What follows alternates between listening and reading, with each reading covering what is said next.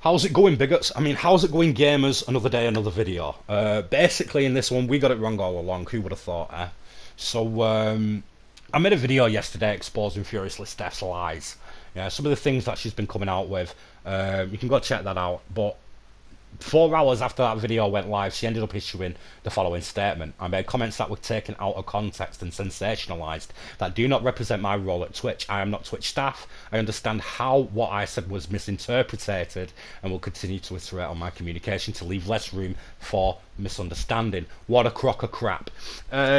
Basically, I'm really disappointed in us straight white cis males out there, yeah, more than anybody, because we have mastered the ability to be able to communicate in competitive gaming like nobody else, and we're looking at the words she's writing down and publishing on Twitter. We're listening to the words that are coming out of Steph's mouth on her stream, and we got it all wrong. We blew it out of context. We misinterpreted what she was saying. Oh, us masters in communication. I'm super disappointed. Who saw this coming? How bloody ironic, Steph. Really? You're talking crap again, part two. You need to stop. No one's going to let this go if you carry on doing this at all. What you should have done is basically come on stream. You should have turned around and said some buzzwords like, I've made some statements in the past. I've said some things on stream in the past that I'm not really proud of. After some self-reflection, I see now that the words I've said can appear hurtful and harmful to a lot of people out there. I've been given a great opportunity for Twitch by being taken on as an advisor. I was streaming, some people were bringing it up, there was a discussion about it, and I had people in my chat who were trying to crap on my opportunity. I let my emotions get the best of me, which I really shouldn't have done, and looking back I ended up saying some things that I really shouldn't have said. I am truly deeply sorry for my actions, and I wholeheartedly promise to the gaming community, the furry community, trans community, streaming community, that I'm never going to let you down again. And I'm going to do you proud. Anything like that, whether you freaking meant it or not, yeah, as long as if you come along across sincere, yeah, and then you quit all this BS that you're coming out with, this propaganda that you're coming out with, yeah, about the top 1%, and these BS reasons why you want voice chat removed. We exposed why yesterday, because she's trying to put a marginalised team together of esports badasses, and she can't do it, and the only reason in her mind is because Whitey has learnt how to talk crap to each other down the mic. I mean, I think Steph would be even more shocked if she jumped in on a competitive team's communications. You want to hear some of the crap me and Killer Clan go on about? We'll be sat there, top 10 in Warzone, arguing about whether or not you should be putting pineapple on pizza or not. Seriously, when it comes to the last circle, all of our voices shut down because we're at the peak of our kill urge. Our senses are heightened. We need to listen to every creak around us, every rattle in a bush, everything. Eyes like jaguars, lighting up looking for the prey across the savannah. That's exactly what the final circle is like for me as a straight white male on communication. Any other time in the game, man, it's all smack talk. So yeah, you can't be so far from the truth. And you know what the worst part is, Steph? The worst part is, I don't think it could be hard, one bit, slamming together a bunch of wannabe tier 1 operators in a video game who are all marginalised people and turning them into the biggest badass squad going. I don't think I tell you what, to be honest, I don't think it'd be that hard. And then expanding on it. It's just you're obviously executing it poorly. I'm getting off track anyway, but yeah, that's why Steph wants voice chat removed from video games. On a competitive level, because that's what she's saying. She's not saying,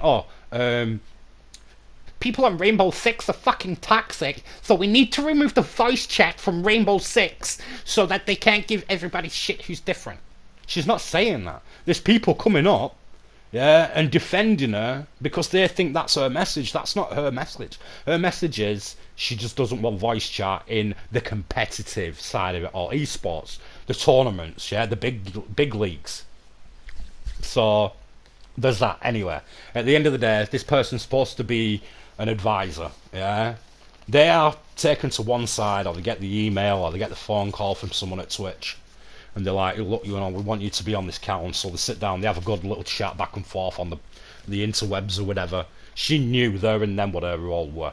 And as soon as she found out, she jumps on stream and she starts saying that she's going to start targeting hurtful and harmful people, or people she believes are hurtful and harmful people. And she's not going anywhere. That somehow she's got power. She went full Darth Sidious, unlimited power. And then saying that there's people out there who are scared of her, and they should be, you know. And Twitch is endorsing her to do so. How can we misinterpret what she's saying? There's no room for it at all. It's just, you know what I mean? How much crap can you come out with before you end up stinking of it? A lot of people out there are attacking a character. I knew it'd happen.